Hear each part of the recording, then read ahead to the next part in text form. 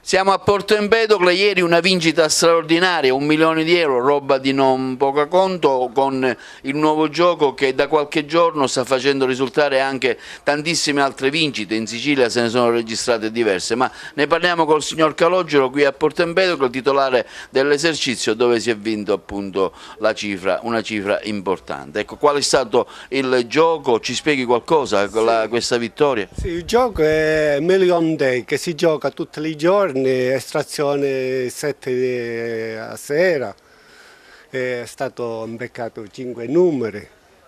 Quindi lei ha visto il vincitore sostanzialmente? No, non si può capire, intorno alla giornata ne giocano centinaia, quindi non si sa. Come funziona questo gioco?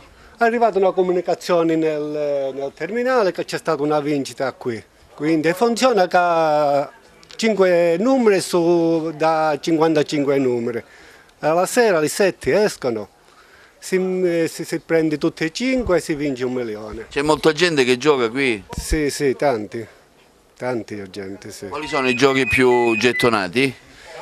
Questo, Decellotto. Non si riesce a capire chi è stato il vincitore? Assolutamente no, non si riesce a capire. I numeri escono in quel video? Sì, è 7 alla sera, un monitor. Facciamo tanti auguri al vincitore. Tanti auguri, Magari gli vuole fare un regalo? anche l'accetto volontariamente.